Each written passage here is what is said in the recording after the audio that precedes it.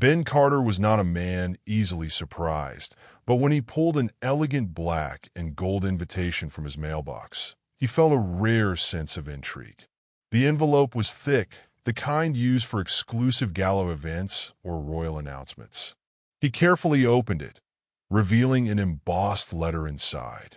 Dear Mr. Ben Carter, you are cordially invited to Gray Island for an exclusive, private retreat limited to a select group of distinguished guests. This journey promises an unparalleled luxury experience and an opportunity to win a life-changing reward. All expenses have been covered. If you accept, please board the private flight this Friday evening. Signed, Elliot Gray. The name meant nothing to him. Ben was a seasoned private investigator, and he knew when something was off. Billionaires didn't invite strangers to their islands without a reason. Curious, he began digging. Gray Island was owned by a reclusive tycoon, but information was scarce. No recent photos, no interviews, nothing except whispered rumors about his enormous wealth and eccentric tendencies. Ben wasn't the only one invited. He soon discovered that 3 others had received the same letter. Daniel Reynolds, a former FBI agent forced into early retirement after an unsolved case. Victoria Klein, heiress to a corporate empire, known for her cold demeanor and hidden scandals. Jason Taylor, a brilliant hacker who had disappeared from the public eye after a high-profile cybercrime case. Each of them had secrets, things they had kept buried. And yet, here they were, summoned to a private island with no clear reason. The private jet waiting for them was nothing short of extravagant. The flight attendants were polite but distant, offering champagne and silent glances. As they took their seats, they exchanged wary looks, each silently wondering what the others were doing there. Anyone know what this is about? Jason finally asked, his voice casual, but his eyes scanning the others. Victoria adjusted the diamond bracelet on her wrist, her expression unreadable. I assumed it was business, but it seems more peculiar than I expected. It's not business, Daniel said flatly. We were all picked for a reason. The question is why? Ben didn't answer. Instead, he watched the stewardess slip into the cockpit and noticed something odd. The plane had no visible markings, no airline insignia. The jet landed on a private runway as the sun set over the endless expanse of ocean. Stepping out, they found themselves greeted by a breathtaking sight, an opulent mansion set against lush tropical scenery, illuminated by torches that lined the stone pathway. At the entrance, an AI assistant known as Odin greeted them in a smooth, calculated voice. Welcome to Gray Island. Your host will meet you shortly. But as they stepped into the grand hall, one thing became clear. There was no sign of Elliot Gray, and the game had already begun. The guests barely had time to settle into their rooms before the first tragedy struck. The evening air was thick with the scent of sea salt and freshly cut grass as the 4 invitees made their way to the grand dining hall. A long, polished mahogany table was set for 5, each place adorned with fine china and gleaming silverware. A centerpiece of deep red roses stretched across the table, their fragrance both intoxicating and overwhelming. Ben Carter took his seat cautiously. His instincts told him something was off. Victoria Klein, draped in a crimson evening gown, glanced around the room with evident suspicion. Daniel Reynolds sat stiffly, eyes scanning every inch of the room like a man trained to anticipate danger. Jason Taylor fidgeted with his wine glass, his fingers tapping nervously against the crystal. Their host, Elliot Gray, was nowhere to be seen. The AI assistant, Odin, made a mechanical hum before addressing the guests. Welcome to Gray Island. Your host will not be joining you for dinner, but he has requested that you enjoy the evening. Please partake in the delicacies prepared for you. Jason snorted. So we're supposed to eat while our mysterious host hides in the shadows?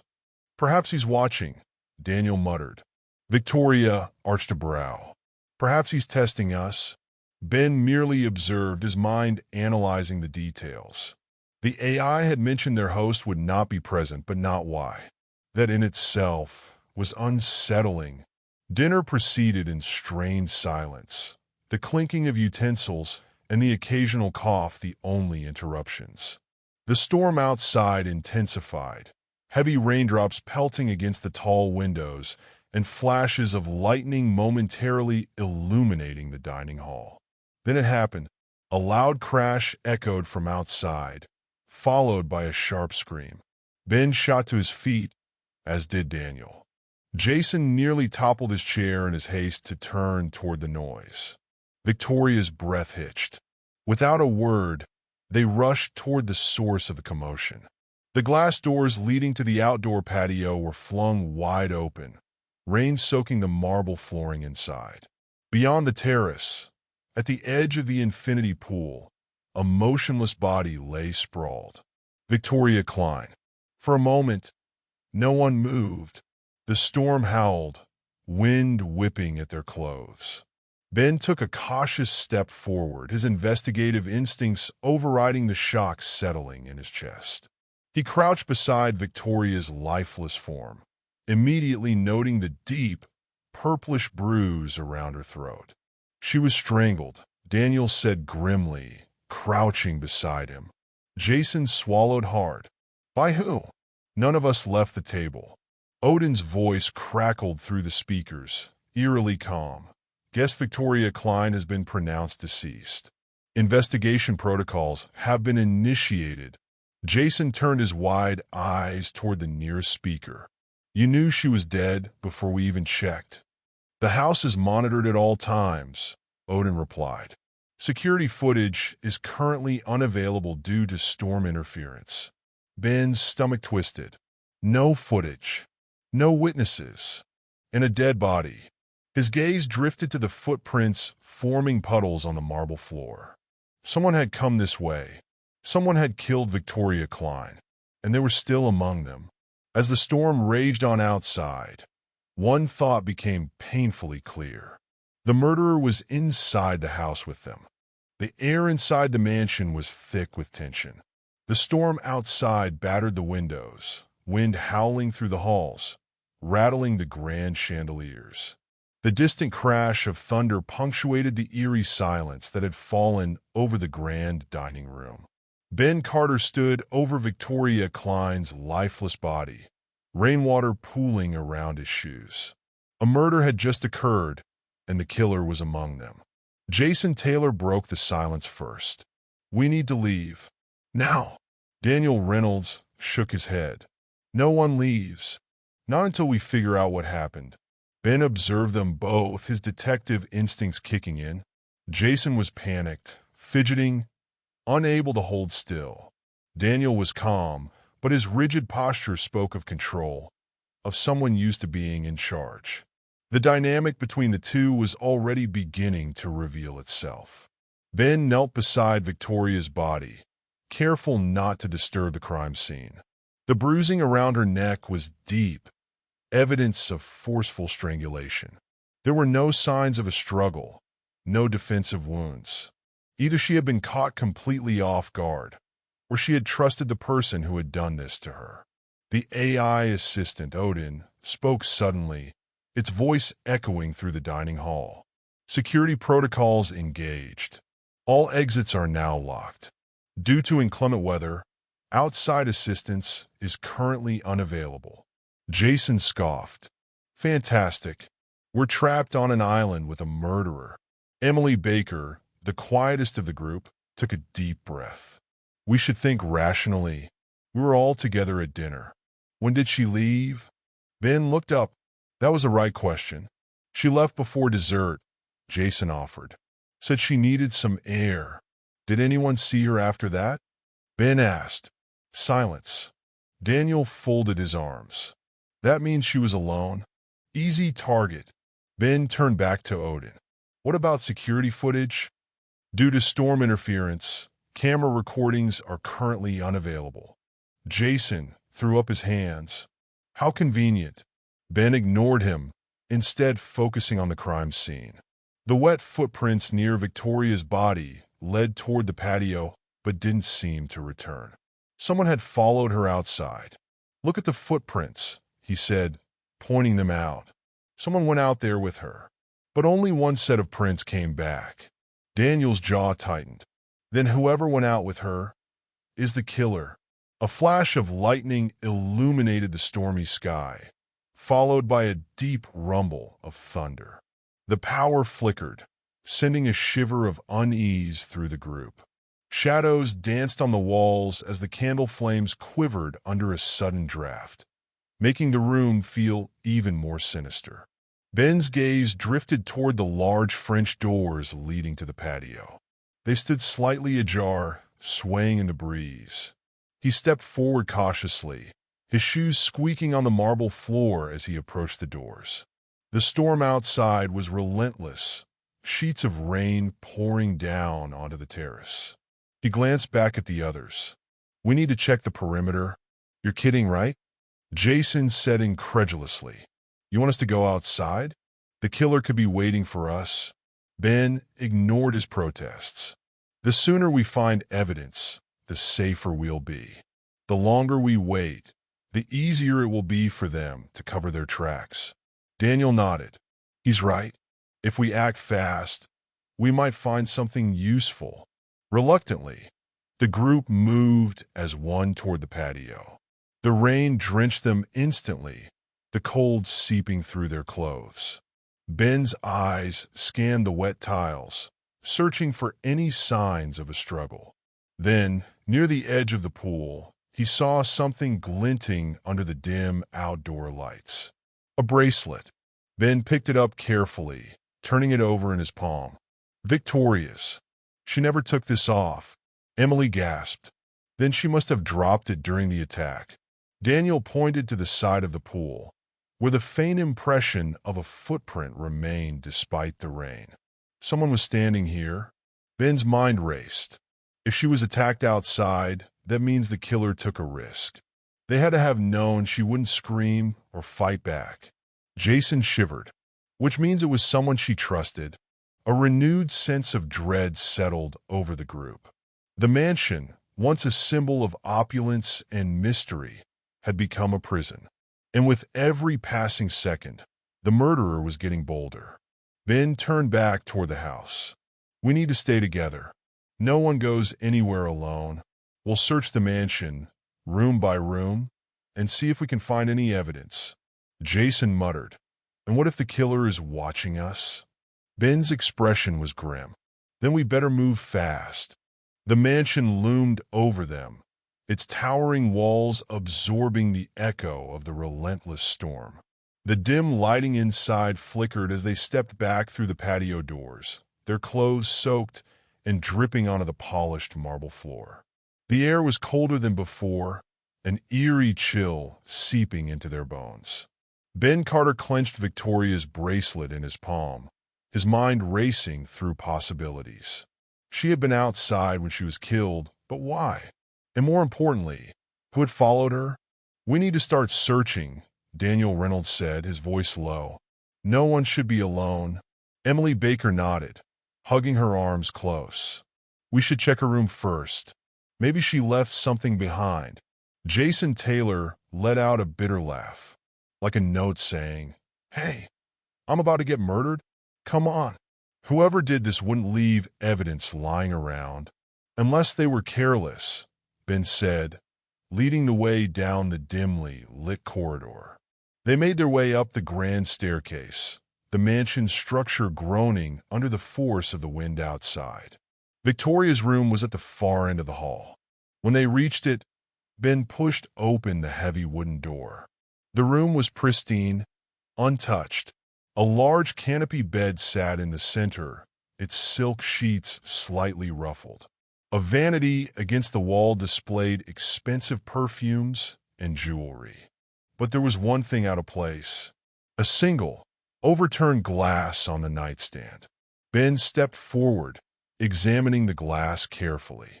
There was no liquid, but a faint residue clung to the surface. He turned to Odin, the AI assistant. Run an analysis on this. Tell me what was inside. Odin's voice responded from the nearest speaker. Processing. Analysis will take approximately 10 minutes. Jason crossed his arms. And in the meantime, we checked the rest of the house, Ben said. There has to be something we're missing. They split into pairs. Ben with Emily, Daniel with Jason. The plan was simple. Check every room, every corridor for anything suspicious. But as Ben and Emily moved through the darkened hallways, an unsettling thought formed in his mind. Someone among them was the killer, and that person was watching their every move. Ben led Emily toward the study, a grand room lined with bookshelves and an antique desk at its center. The air smelled of old paper and leather, a stark contrast to the tension hanging between them. Emily hesitated. You think Victoria knew something? That's why she was killed. Ben nodded. It's possible. People don't get murdered at random. Not in a place like this. He moved to the desk, opening its drawers one by one. Most contained old documents, letters, financial records. Nothing particularly alarming. But then, in the bottom drawer, he found something unusual. A folder labeled confidential. Emily sucked in a breath. What is that? Ben flipped it open. Inside were several printed emails, correspondence between Victoria and an unknown sender. His eyes scanned the text quickly. I know the truth about Gray Island. They think they can hide it, but I won't let them. Meet me at midnight. Come alone. The last message was time-stamped just hours before Victoria was killed. Emily's voice was barely above a whisper. She knew something. That's why she was murdered. Ben's grip on the papers tightened. They were getting closer to the truth. And someone was willing to kill to keep it buried. Ben heard a sudden noise behind them. He spun around, heart pounding. Emily gasped as a shadow flickered across the hallway outside the study. Did you see that? She whispered. Ben grabbed a heavy bookend from the desk and took slow, measured steps toward the door. He peered out into the hallway. The flickering lights cast eerie shadows against the antique wallpaper, but there was no one there. A sudden loud thud from the direction of the staircase made both of them jump. Ben turned to Emily. Stay here. Keep the door locked. Ben, just do it. He hurried down the hall, his footsteps muffled by the thick carpet. As he reached the top of the grand staircase, he spotted Jason and Daniel standing near the bottom, both looking upward. What was that sound? Ben called down. Daniel shook his head. Something fell. We don't know what. Jason pointed toward the chandelier hanging over the foyer. A single crystal had shattered on the marble floor beneath it. Ben narrowed his eyes. That thing didn't just fall on its own. Jason shifted uncomfortably. Then that means someone was up there, watching us? Ben's stomach twisted. If the killer was moving around the house, it meant one thing. They weren't done killing yet. He exhaled slowly. We regroup. No more splitting up. We're stronger together. Daniel clenched his jaw. And what if that's exactly what the killer wants? Ben didn't have an answer. The deeper they dug, the more dangerous this game became. And time was running out.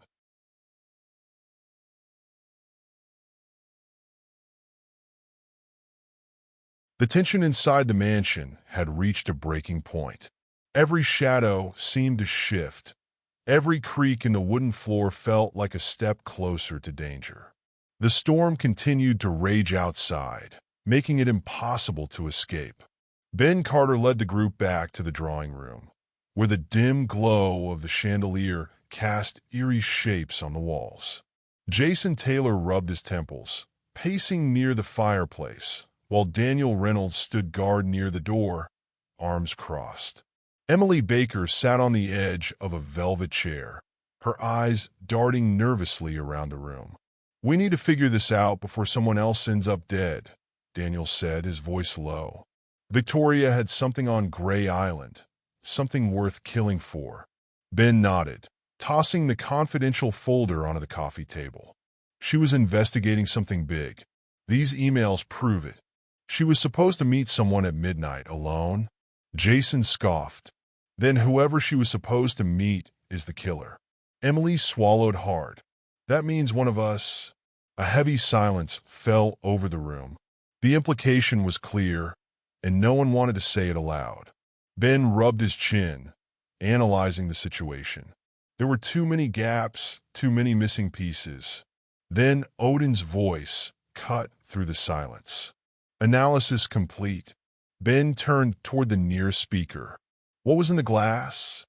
A high dose of barbiturates, Odin replied. A lethal amount. Ben's stomach twisted. So she was drugged before she was killed. Jason's eyes widened. Wait, what if she was dead before she even went outside? Daniel straightened. That would mean someone staged the body at the pool. Emily pressed a hand over her mouth. Then whoever did it wanted us to think she was attacked outside. Ben clenched his jaw. The pieces were finally falling into place, but it still wasn't enough. We need to search the house again. This time, we look for anything that might tell us who was with Victoria before she died. Jason hesitated. And what if the killer isn't just covering their tracks? What if they're planning to strike again? A sharp sound rang out, glass shattering. The group spun toward the hallway, just in time to see a figure disappear into the darkness. Ben sprinted forward. Stay together. The chase had begun. Ben ran down the long corridor, the old wooden floor groaning under his footsteps. The flickering chandeliers cast twisted shadows along the walls, making it impossible to distinguish movement from illusion. Behind him, Jason and Daniel followed closely, their breathing ragged from the sprint. Who was that? Jason gasped as they skidded to a stop near the grand staircase. Ben scanned the hallway, his trained eyes searching for anything out of place. The rain battered against the tall windows, distorting the reflections of the interior. He spotted wet footprints leading toward the west wing. This way, he called, dashing after the trail. As they moved deeper into the mansion, the architecture grew more ominous. The corridor was lined with old oil paintings, their subjects staring down at them with lifeless eyes. A cold draft swept through, making the candle flames in the wall sconces flicker wildly. They reached the end of the hallway, where a large wooden door stood slightly ajar. Ben motioned for silence before pushing it open.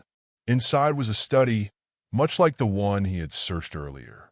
But this room was different. The air was thick with the scent of aged books and something else, a metallic tang. Blood. Jason stepped back as he saw the source. On the floor, sprawled beside an overturned chair, was Daniel. Ben rushed forward, kneeling beside him. Daniel's face was pale, his breathing shallow. A wound on his side leaked crimson onto the wooden floor. He was alive, but barely. Daniel, who did this? Ben asked urgently. Daniel tried to speak, but his lips barely moved. He lifted a trembling hand and pointed toward the bookshelves. Ben followed his gaze and saw a row of books slightly out of alignment. He stood and pulled at them, and the entire shelf swung open with a low creak. A hidden passage. Jason inhaled sharply. You've got to be kidding me. Ben turned back to Daniel. His breathing was labored, but he was still trying to form words. To watching, Daniel whispered before his eyes fluttered closed. Emily and Odin's voice came through the speakers at the same time. Emergency medical response activated. Ben didn't have time to wait for help. He turned back to Jason. We go in? Now. Jason hesitated. Ben, this is insane. So is staying here and waiting for the next attack. Ben grabbed a flashlight from the nearby desk and stepped into the hidden passage. The walls of the narrow corridor were made of stone, and the temperature dropped significantly as they descended a winding staircase. The deeper they went, the more claustrophobic the space became. The tunnel opened into an underground chamber, dimly lit by a single lantern. A desk sat at the center, cluttered with papers, old maps, and something that made Ben's blood run cold. Photographs. Photographs of every guest in the mansion, including himself. Each one marked with dates and handwritten notes. Jason picked up one of the papers. This is surveillance. Someone has been tracking us. Ben stepped closer, his heart hammering. A sound behind them made him whirl around. From the shadows, a figure emerged, and they were holding a knife. The truth was finally revealing itself. But would they survive it?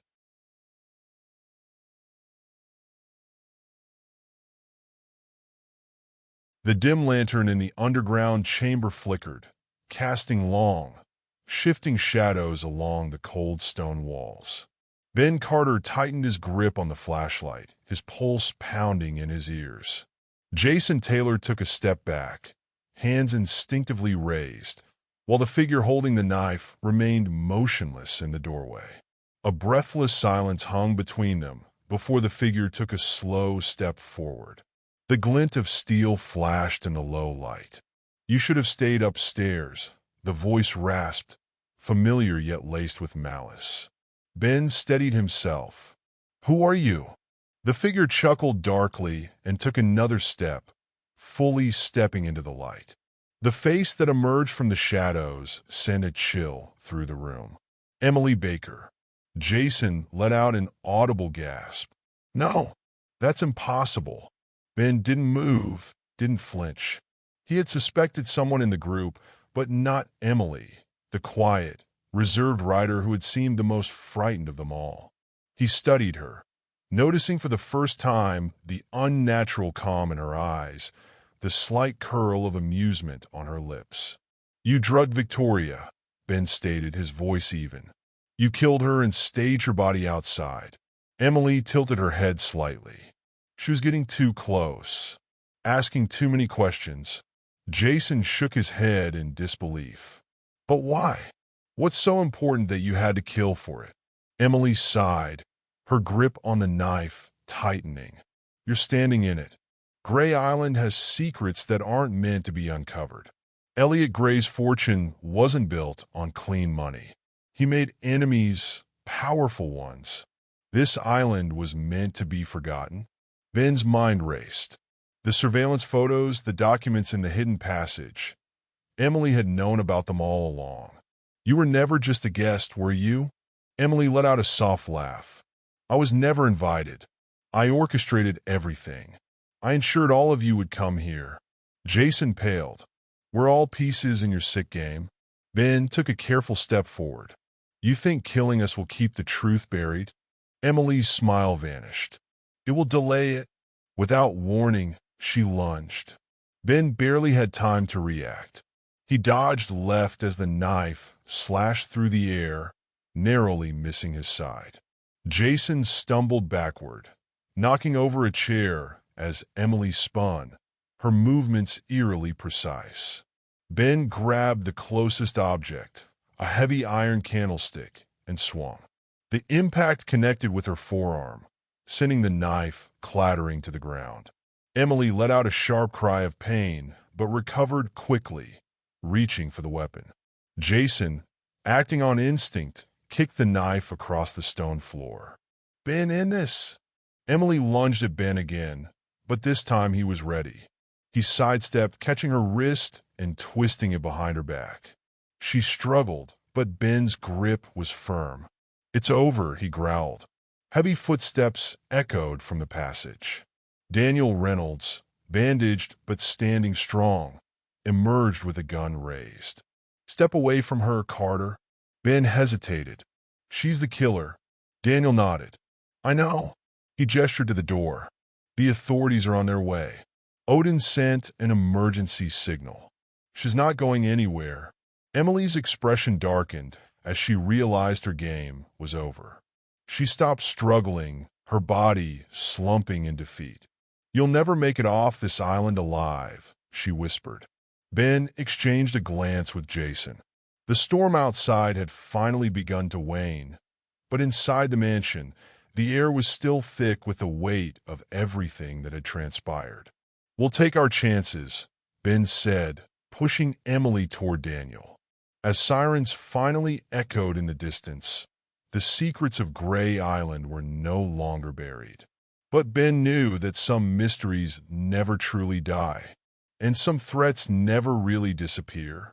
Jason exhaled heavily as they stepped back into the mansion, the weight of the last few hours pressing down on them like an unbearable burden.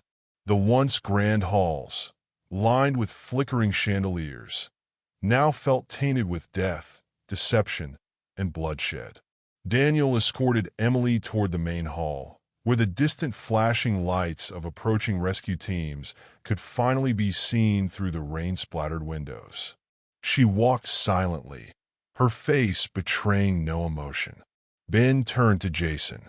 "We should check the study again. Make sure we didn't miss anything." Jason hesitated. "Ben, we found the killer. What else could there be?" Ben shook his head. "I don't know, but something still doesn't sit right." Reluctantly, Jason followed as they retraced their steps through the winding hallways. The mansion, which had felt so vast and inescapable just hours before, now seemed to shrink around them, its secrets clinging to every shadow. Back in the study, Ben sifted through the scattered documents again, his eyes scanning each paper with meticulous precision. Then, at the bottom of the desk drawer, beneath a stack of weathered maps, he found it. A second set of surveillance photos. Unlike the first batch, these were older, much older. They showed the same people, but with different timestamps. Years apart. Ben's blood ran cold. "Jason, look at this." Jason leaned in, eyes widening. "These are from before." Ben flipped through them faster now.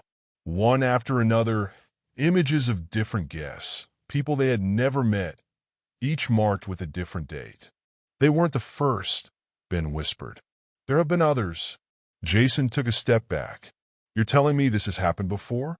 That Gray Island has a history of—" The final photo made Ben's breath catch in his throat. It was of Emily, but the timestamp was from 5 years ago. Jason took the photo, his fingers trembling. "She's been here before." Ben clenched his fists. "She was part of something bigger, something we still don't understand." At that moment, the mansion's main doors burst open as law enforcement officers stormed inside. The nightmare was over, or so they thought.